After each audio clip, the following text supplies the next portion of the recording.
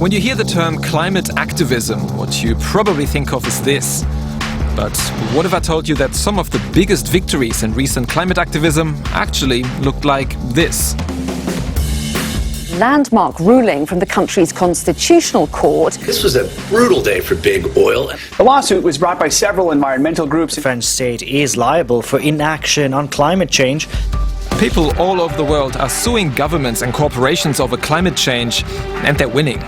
This case has real impacts. We tend to see a bit of a snowball effect with these types of claims. So, should activists roll up their protest banners and put on their robes instead?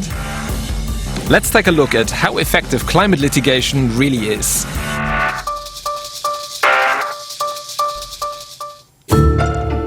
This guy made legal history. Asghar Leghari is a lawyer from Pakistan. Like many other developing countries, it's being hit particularly hard by climate change. People there are already experiencing torrential rainfall, floods and droughts, amongst other things, and this is bound to get worse. Because our government was really just not ready to even deal with climate change as an issue. Most people within the government machinery didn't really understand climate change as a concept. And so in 2015, he filed a petition with a revolutionary argument. It said the government wasn't doing enough to protect its citizens from the effects of climate change, and in doing so was violating their human rights. I never realized or even sort of expected that it would get as big as it did, right? It was, to a large extent, an arrow in the dark. But that arrow really hit its target. The High Court agreed with him and his team and ordered the government to step up action. And it set up a supervisory committee to ensure that happens. This was a real breakthrough.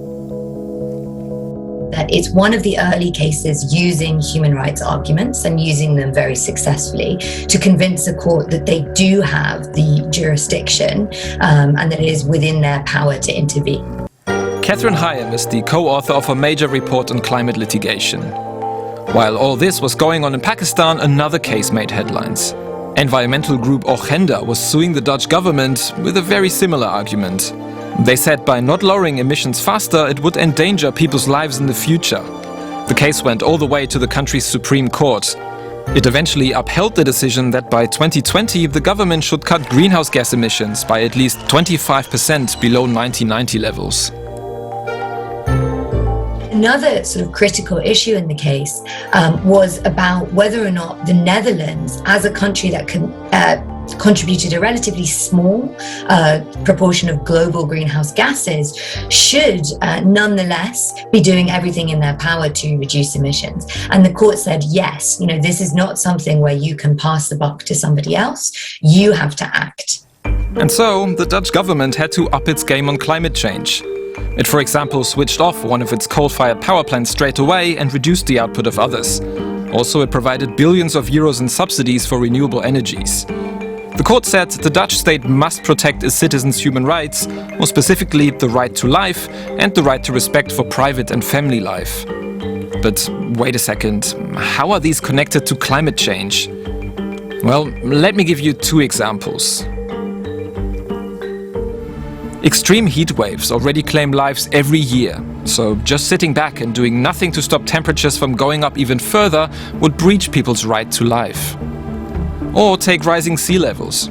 Hundreds of millions of people living on islands or in coastal regions might lose their homes in the near future. This breaches their right to respect for private and family life. In both contributing to climate change by, say, investing in fossil fuel infrastructure or subsidizing fossil fuel companies, and by failing to regulate the activities of others, so allowing big polluting entities to keep polluting, governments are failing in that responsibility to protect their citizens from the human rights harms that come with climate change. Asghar Leghari and Ogenda relied on human rights as the central argument in their cases, and in doing so, they really pushed open the door for cases in other countries. In Germany, for example, activists took the government to court over its climate action plan and won. Germany now has to cut emissions a lot faster. And in Australia, a court ruled the environment minister has a duty of care for young people when, for example, deciding on whether to approve coal mine expansion plans. On the international stage, a group of young people, including Swedish climate activist Greta Thunberg, is making waves. They filed a petition with the UN Committee on the Rights of the Child against Argentina, Brazil, France, Germany and Turkey. It's saying that these 5 countries' inaction on climate change violates their rights as children. I'm not driving a car, I'm not owning a factory. Ridhima Pandey, a 13-year-old climate activist from India, is one of them.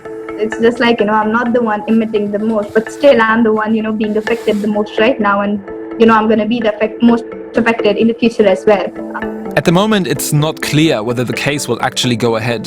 Some of the countries are saying they're only responsible for protecting their own citizens from climate change. The young plaintiffs are saying that's not true, because greenhouse gases emitted in one place will eventually affect people everywhere. Really hoping that they would, take up our case, as fast as they can, because everyone knows that we don't have much time. Human rights are universal, which is why it's very likely that we'll see a lot more of these cases in the future. And actually, not just against governments. A Dutch court has found that Shell has a legal responsibility for climate change. Shell will have to cut their emissions, a landmark decision with far-reaching implications for environmental policy worldwide. In May 2021, Dutch environmental group Milieu Defensie celebrated a huge victory against the oil and gas company Shell, one of the top 10 climate-polluting companies in the world. Court effectively held that Shell's climate policy was so poor as to be unlawful. That's groundbreaking. Paul Benson is a lawyer at Client Earth, an environmental law NGO. The court ordered Shell, which says it will appeal, to cut its emissions by 45% by the end of the decade. It's the first time that a corporate group has been ordered to, in essence, comply with the goals of the Paris Agreement. The court called Shell's current climate policy intangible, undefined and non-binding, and said the company was therefore in danger of violating its duty of care. The grounds were, once again, human rights. And what the court is saying there is that the interests that are served by its decision, i.e.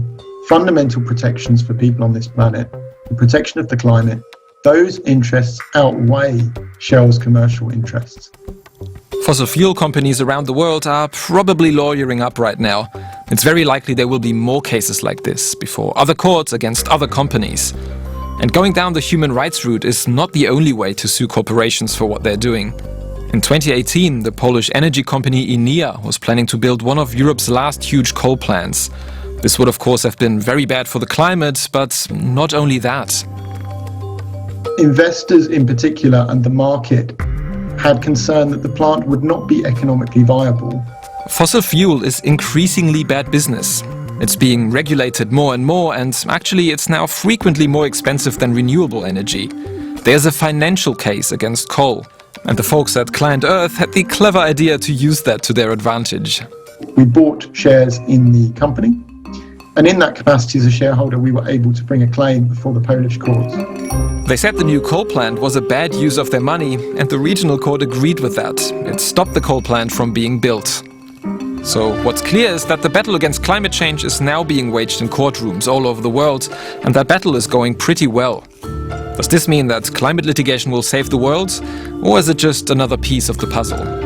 Climate litigation is an incredibly powerful tool. If your legal thing works out, it can bring up a bigger change, even bigger than, what we are trying to bring from doing all these protests. Convincing the parliament is hard. Convincing a single judge is easy. Climate litigation has to be one part of the solution to the climate crisis. I don't think it's the only solution to the climate crisis. Litigation is lengthy, it's resource intensive, it's emotionally quite draining for the people involved. It's certainly one of the most significant levers that can be pulled, but there are many, many levers that can be pulled to effect the change that is necessary. And those come from science, from policy, and from activism.